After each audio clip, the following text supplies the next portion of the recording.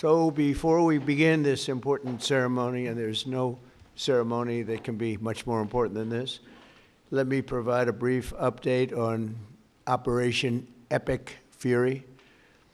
Today, the United States military continues to carry out large-scale combat operations in Iran to eliminate the grave threats posed to America by this terrible terrorist regime. Following our obliteration of Iran's nuclear program in Operation Midnight Hammer a short while ago, we warned Iran not to make any attempt to rebuild at a different location because they were unable to use the ones that we so powerfully blew up. But they ignored those warnings and refused to cease their pursuit of nuclear weapons.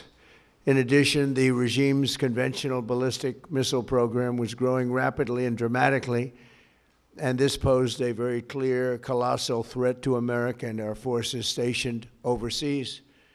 The regime already had missiles capable of hitting Europe and our bases, both local and overseas, and would soon have had missiles capable of reaching our beautiful America. The purpose of this fast-growing missile program was to shield their nuclear weapon development and make it extraordinarily difficult for anyone to stop them from making these highly forbidden by us nuclear weapons. We were the ones that were complaining. We were the ones that wanted it stopped, but everybody was behind us. They just didn't have the courage to say so. An Iranian regime armed with long-range missiles and nuclear weapons would be an intolerable threat to the Middle East, but also to the American people.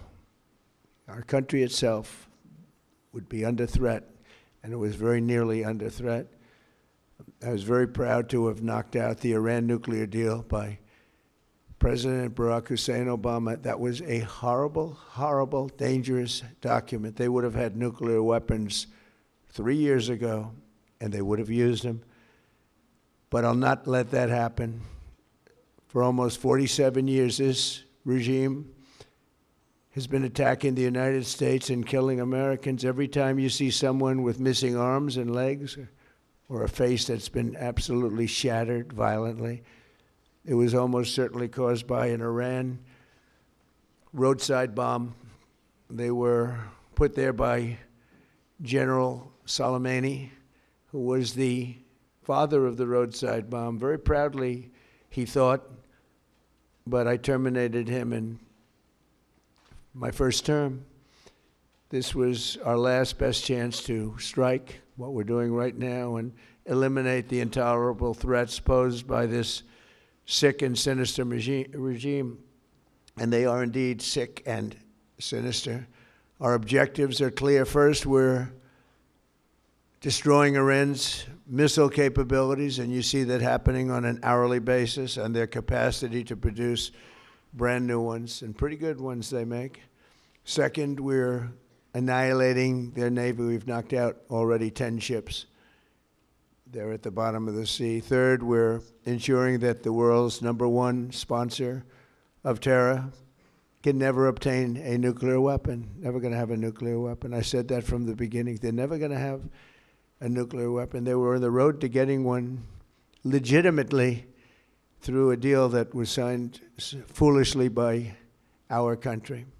And finally, we're ensuring that the Iranian regime cannot continue to arm, fund, and direct terrorist armies outside of their borders. And we thought we had a deal, but then they backed out. And they came back, and we thought we had a deal, and they backed out. I said, you can't deal with these people. You got to do it the right way. Today, we grieve for the 4 heroic American service members who have been killed in action and send our love and support to their families. In their memory, we continue this mission with ferocious, unyielding resolve to crush the threat this terrorist regime poses to the American people, and a threat indeed it is. We have the strongest and most powerful by far military in the world, and we will easily prevail. We're already substantially ahead of our time projections, but whatever the time is, it's okay. Whatever it takes, we will always And we have, right from the beginning, we projected 4 to 5 weeks. But we have capability to go far longer than that. We'll do it. Whatever somebody said today, they said, oh, well, if the president wants to do it really quickly. After that, he'll get bored. I don't get bored. There's nothing boring about this. Do you agree with that, Pete? I don't think there's anything, Mr. General. I think there's nothing boring about it. Somebody actually said from the media, I think he'll get bored after about a week or two. No, we don't get bored. I never get bored. If I got bored, I wouldn't be standing here right now, I guarantee you that, to go through what I had to go through. We also projected 4 weeks to terminate the military leadership, and as you know, that was done in about an hour, so we're ahead of schedule there by a lot. But please join me in thanking every American service member who bravely is standing in harm's way. They really are incredible, and I just want to thank you. We have a lot of them right here. Thank you very much.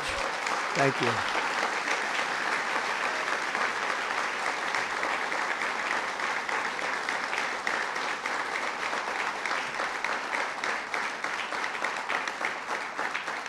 Thank you, everybody. We have a lot of great service members here with us, too, in this beautiful building. Isn't it beautiful? We're adding on to the building a little bit. We're improving the building. See that nice drape? When that comes down, right now you see a very, very deep hole. But in about a year and a half from now, you're going to see a very, very beautiful building. And there's your entrance to it right there. In fact, it looks so nice, I think I'll save money on the doors, because it can't get more beautiful than that. I picked those drapes in my first term. I always like gold, but I think we can save a lot of money. I just saved curtains. But, and it'll be spectacular. It'll be the most beautiful ballroom. I believe it because I built many a ballroom. I believe it's going to be the most beautiful ballroom anywhere in the world. And when you hear all that hammering out there, you know why the First Lady is not thrilled exactly. She said, will the pile drivers ever stop? You know, they go from 6 in the morning till 11:30 in the evening. Can you imagine? Here? You know what? To me, that's a beautiful sound. She doesn't like it. I love it. You know what? To me, other than here, because we're donating it, not a penny to the taxpayer. It'll be under budget, ahead of schedule. It'll be $400 million or less. Most people say $400 million or more. No, it'll be less. But when I hear that sound, that beautiful sound behind me, it means money, so I like it. But my wife isn't thrilled. She said, this is getting crazy. I said, don't worry about it. We'll be all finished up in a few months. But now for the reason that we're gathered this morning to recognize the unsurpassed courage of 3 really incredible American heroes, 1 living and 2 no longer with us. So together, we recognize the exceptional valor of Master Sergeant Roderick Edmonds. And maybe I could ask your families to stand because they're beautiful families. I got to meet them, and please.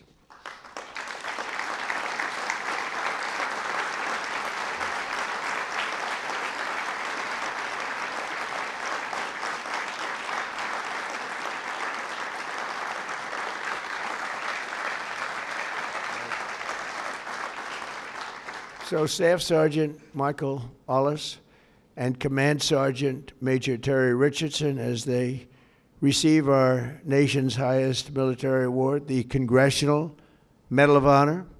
And we're pleased to be joined by Secretary of War Pete Hegseth. He's busy, very busy guy. In fact, I said, if you want, Pete, you can avoid it. General Raisin Kane also, and they said, we don't avoid this one. This is one you wouldn't avoid for anything, right? So we appreciate that you're here. Secretary of Veterans Affairs, who's doing an incredible job, Veterans Affairs, Doug Collins. Doug, thank you. You stand up, Doug. You're doing such a good job. 92% approval rating. Chairman of the Joint Chiefs of Staff, General Dan Kane, who's known as Raisin Kane. I liked him when I heard that name, Raisin Kane. I said, if it's true, you're my guy. And it's true. It just turned out it's very true. He's a great guy and a great general. Secretary of the Army, Dan Driscoll, and Army Chief of Staff, Randy George. Thank you. Thank you both, Dan. As well as Senators Tom Cotton, Bill Hagerty, You guys were great on television this weekend, I'll tell you what. Can't have a better representative than both of you. Thank you very much. And Representatives Tim Burchett, Jack Bergman, and Nicole Malliotakis. And we have a few others sitting here, but I'm not going to go through it because we have far more important people to honor today. Oh, we have Tom Homan. I got to at least mention Tom Homan. I would be a stand-up, Tom. What a job. Zero people coming in. We had millions and millions of people pouring into our country now that, I mean, I'm not even sure I can believe this number is zero, but it is given out by Democrats. They're Democrats from the left, and they're rated for the last 9 months. We had 0 people come illegally through our border. Right, Tom? So I want to thank you very much. And I also want to salute 6 former Medal of Honor recipients: William Swenson, Jim McLuhan, Walter Marm, Thomas Payne, Sammy Davis. That's an interesting guy. Where is Sammy Davis? We have a big story here, Sammy. You've heard that all your life, I'll bet, huh? And Edward Byers. Stand up, please.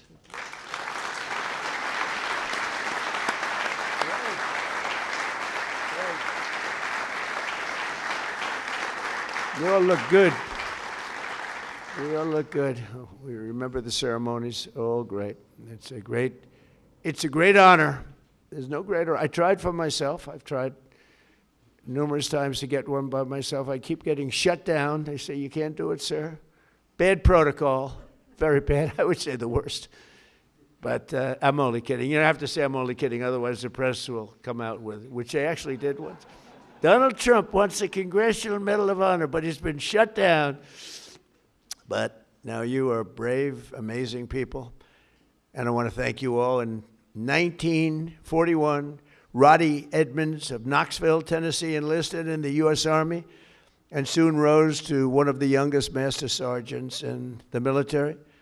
In 1944, he sailed to Europe to fight in World War II, and he was so enthusiastic and young and full of vim and vigor.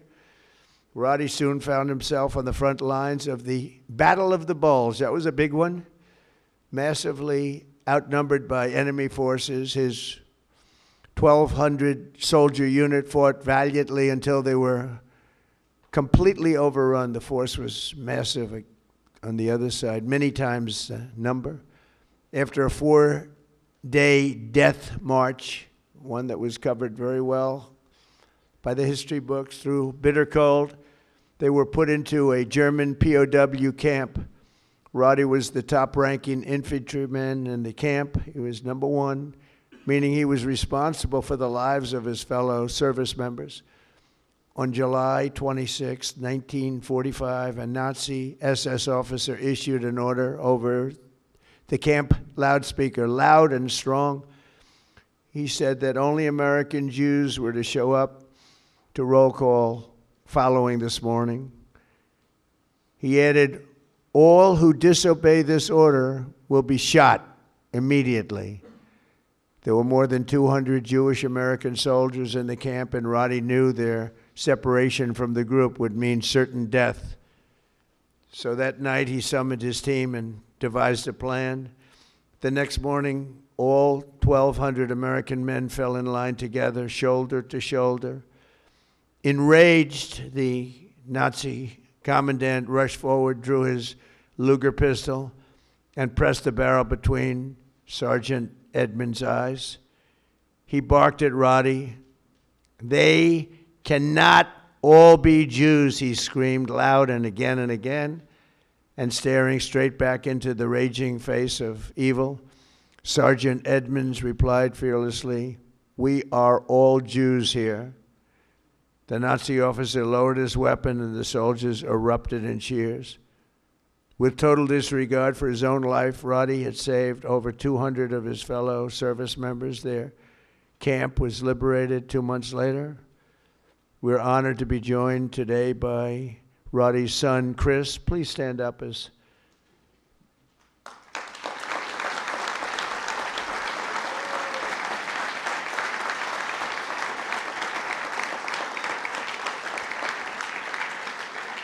Thank you, Chris.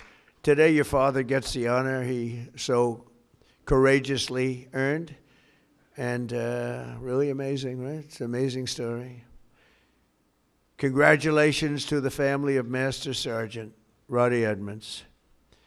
The next two we recognize today served in the 1st Battalion, 28th Infantry Regiment of the 1st Infantry Division, better known as Big Red 1. Do you know about that, Pete, right? Command Sergeant Major Terry Richardson, we are honored to have you with us. On September 12, 1968, 102 brave men of Terry's Alpha Company were asked with securing Hill 222 deep behind the enemy's line in Vietnam. They didn't know it at the time, had no idea, but the area was totally infested with nearly 300 enemy bunkers and many, many enemy soldiers, far outnumbering them by at least 4, 5, even 6 to 1. As Terry led Lima Platoon up Hill 222, the enemy launched an ambitious and violent attack, unleashing a withering fire of machine guns and rocket-propelled grenades. Just didn't stop, just kept coming. Pinned down in hell on earth, Terry summoned unimaginable courage. 3 times he exposed himself to enemy fire to rescue severely wounded comrades, and 3 times he dragged them back to the group. Terry soon realized that the 82 remaining men had one chance of survival, and that was air support. Acting without regard of his own life, he grabbed a radio and charged up Hill 222 alone. He needed to be there. It was the only place you'd get reception. He withstood a storm of enemy bullets, eventually reaching the top, where he spent the next 8 hours calling in tactical strikes, completely exposed.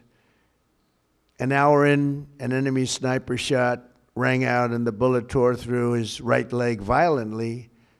He was in bad shape, but Terry disregarded that and pushed through. And after 7 more hours of calling in American fire from above, the enemy retreated. Later that day, his team found him with both eardrums totally ruptured and a mangled right leg and foot, but still barely living, but living nevertheless. Due to Terry's actions above and beyond the call of duty, 82 men, Alpha Company, survived this battle, including 2 in this room, Norm Meyer and Dave Himmer. Where are you? Can you want to stand up, Norm and Dave? Where's Norm and Dave? That's pretty good.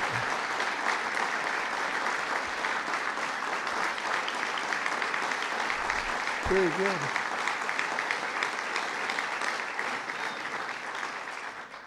And that story is 100% correct, isn't it? Huh? See, pretty. It's how much have you paid him over the years? Have you said take everything we have? We wouldn't be here, right? That's great. That's a great story, Terry. Today you enter the ranks of the bravest warriors ever to stride the face of the earth. Please stand up, please. Thank you.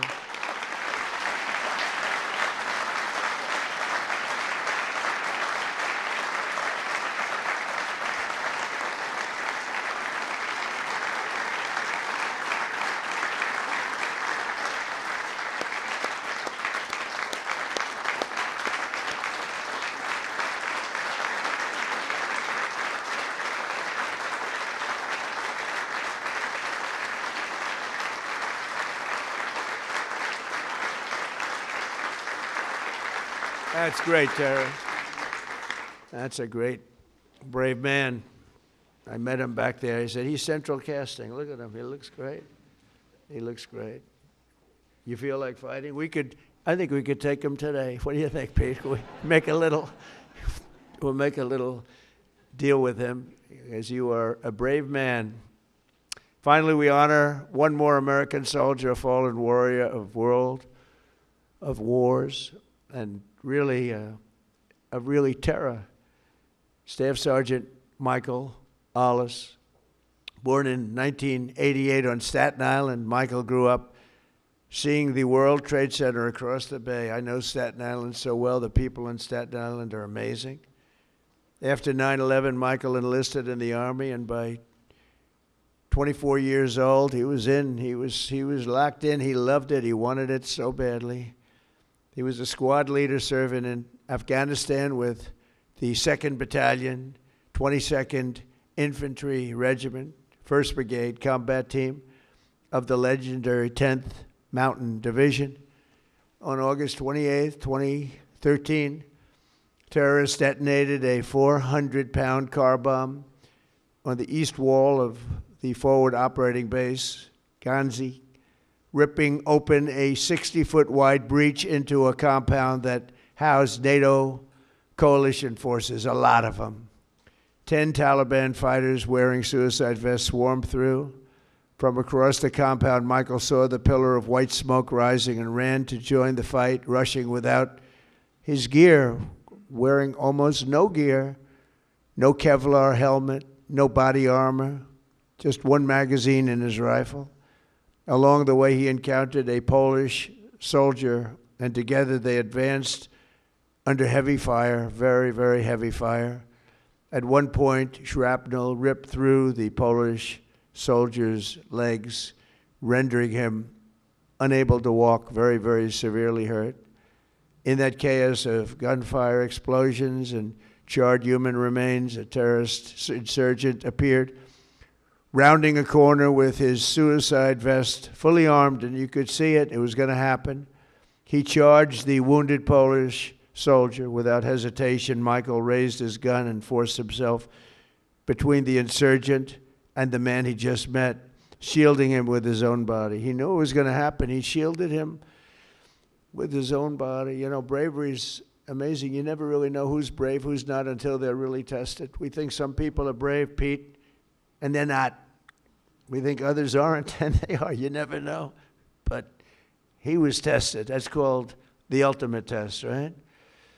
And at perhaps his final heartbeat, Michael fired his weapon, and the terrorist detonated his vest simultaneously. Staff Sergeant Ollis was killed just weeks before his 25th birthday, and nobody was any more brave than that. In his final act on earth, Michael absorbed the blast, sparing the life of that Polish warrior, who we are grateful to have in the room with us today, Second Lieutenant Carol Sierpika. Carol Sierpika. Where are you, Carol? Hey.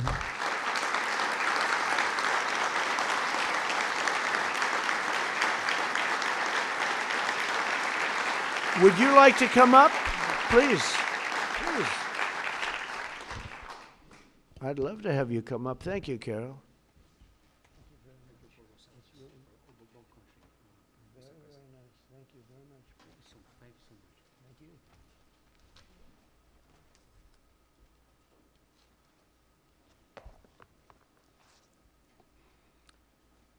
Mr. President, Minister of War, my Minister Polish of National Defense, distinguished guests, everyone gathered here today, dear my Basia, Michael, and Jacob, especially dear Linda and Robert, and the entire Ollis family. What do you have that you did not receive? This is how I would like to begin these few words, to speak to you all here. In this special place and on occasion of this incredibly important ceremony, one that is significant for many, but truly especially exceptional for me, is a particular privilege and a great honor. Above all, however, it is my commitment. It is a part of my new mission, which began 13 years ago. A soldier is not something you are from time to time. It is who you are forever. It is just like you are not a mother, a father, a sister, and brother, or as only for a moment. These are not roles given to us for a while. They are a great gift, but also a great lifelong commitment. Yes, today my commitment and my greatest gift is to cultivate the memory of true, heroic act of courage that I witnessed performed by your beloved son, Michael.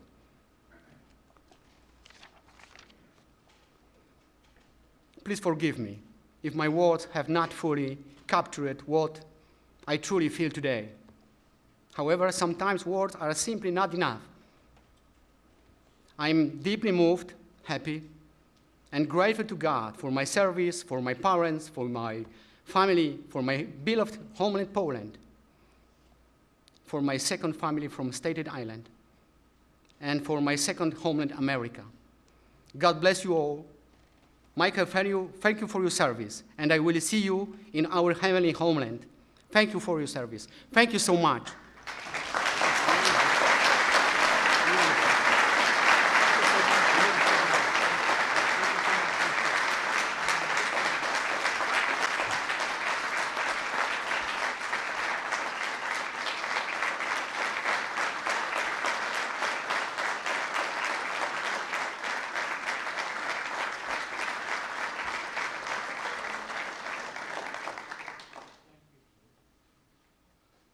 And Carol is joined by his wife and their two wonderful sons, Jacob and Michael. Michael is named after the American hero who saved his father's life. So stand up, Michael. Let me see. Wow.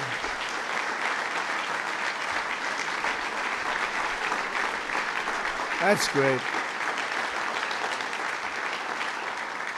We're also pleased to be joined by several members of the Polish government, including representatives of the president, who I think is a fantastic man, by the way. I must be honest with you. I endorsed him and he won, and he came from behind, he won, and he was the biggest story in Europe, and he's going to be a great president. He already is.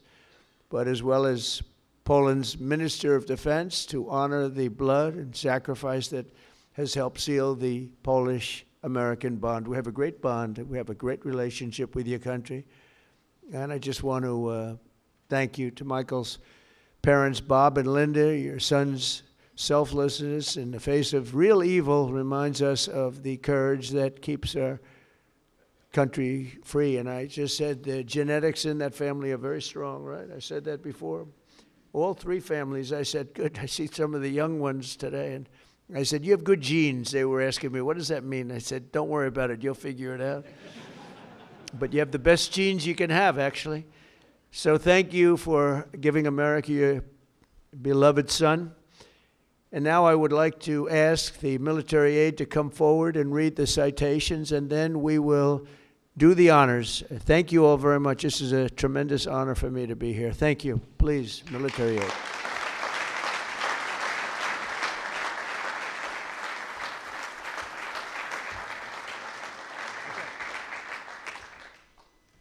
Edmonds, accepting on behalf of his father, Master Sergeant Roderick W. Edmonds.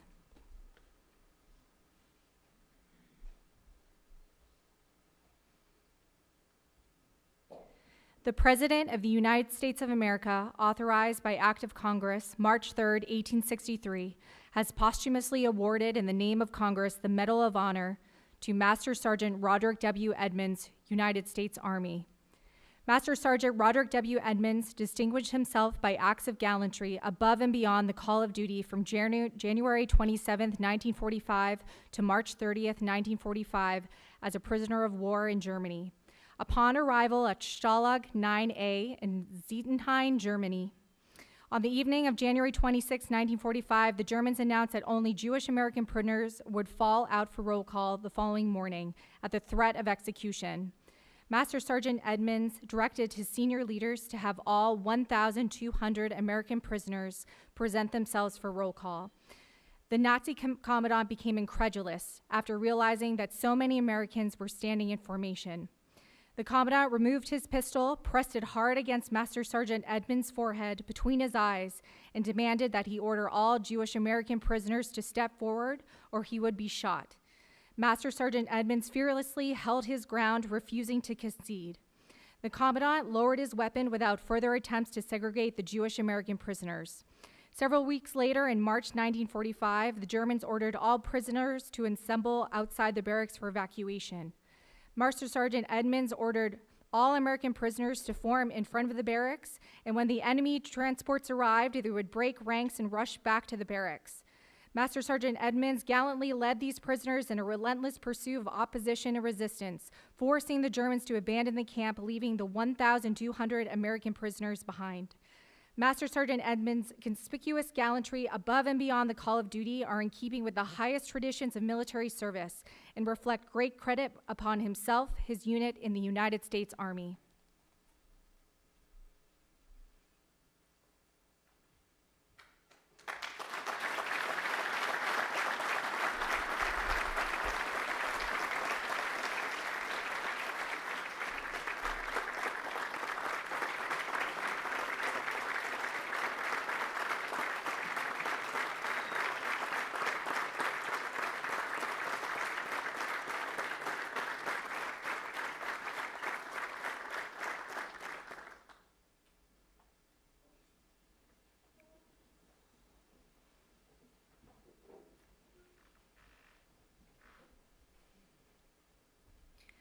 Command Sergeant Major Terry P. Richardson.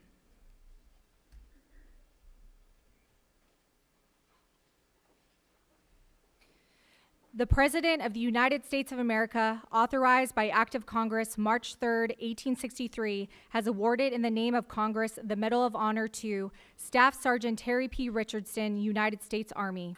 Staff Sergeant Terry P. Richardson distinguished himself by acts of gallantry above and beyond the call of duty on September 14, 1968, in the vicinity of Loc Ninh, Republic of Vietnam. On this date, his company was tasked with the mission of securing Hill 222 in hostile and enemy territory near the Cambodian border. Staff Sergeant Richardson directed one of his squads to be the point element leading the way. Shortly after the assault began, 3 of the squad members became severely wounded and pinned down between 3 enemy machine gun bunkers. Staff Sergeant Richardson advanced forward under heavy enemy fire and recovered his wounded soldiers between heavy machine gun fire. By the time he was able to make it back to join his unit, his entire company had been completely surrounded by the enemy.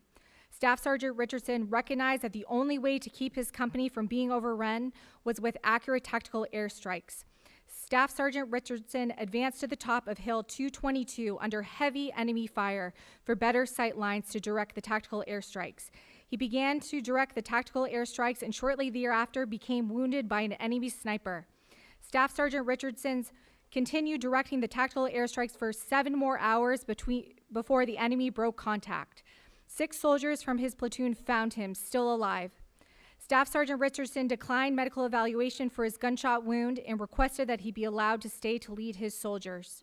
Altogether, his actions directly resulted in 85 lives being spared on that fateful day. Staff Sergeant Richardson's conspicuous gallantry and extraordinary heroism at the risk of his life, above and beyond the call of duty, are in keeping with the highest traditions of military service and reflect great credit upon himself, his unit, and the United States Army.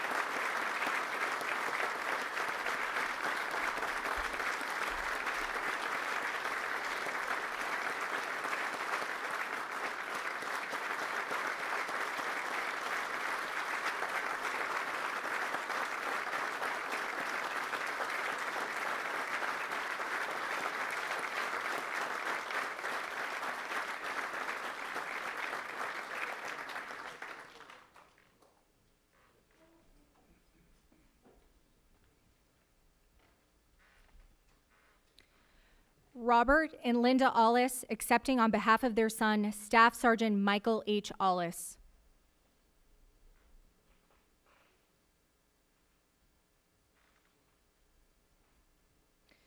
The President of the United States of America, authorized by Act of Congress, March 3, 1863, has posthumously awarded in the name of Congress the Medal of Honor to Staff Sergeant Michael H. Allis, United States Army.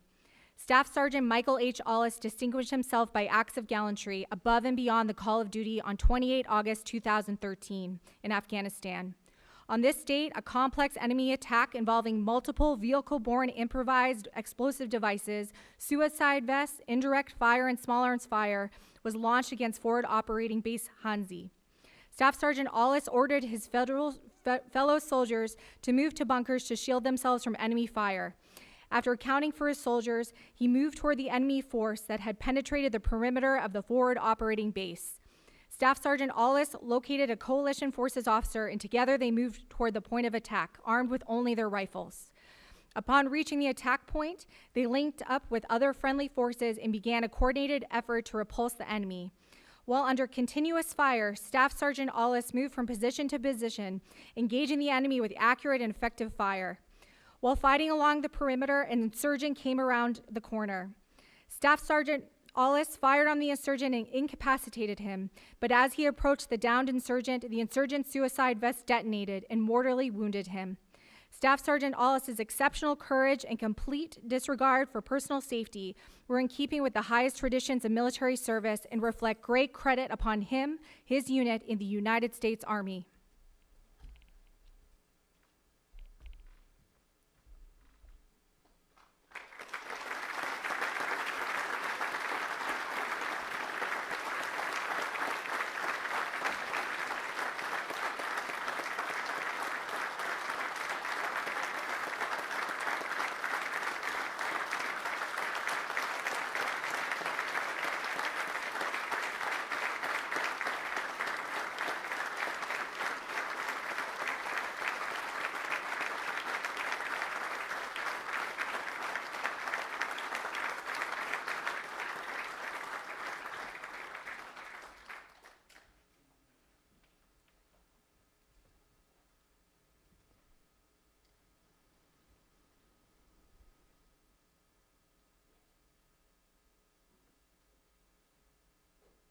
Ladies and gentlemen, please bow with me as we give the benediction.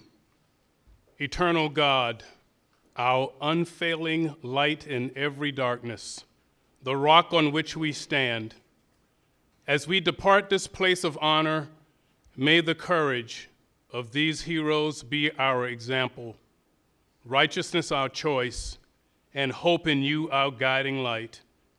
We especially ask for your protection over our military service members who are protecting the interests of our nation at this very moment. And Heavenly Father, grant us the will to do justly, to love mercy, and to walk humbly before you. In your holy name we pray. This we'll defend. Amen.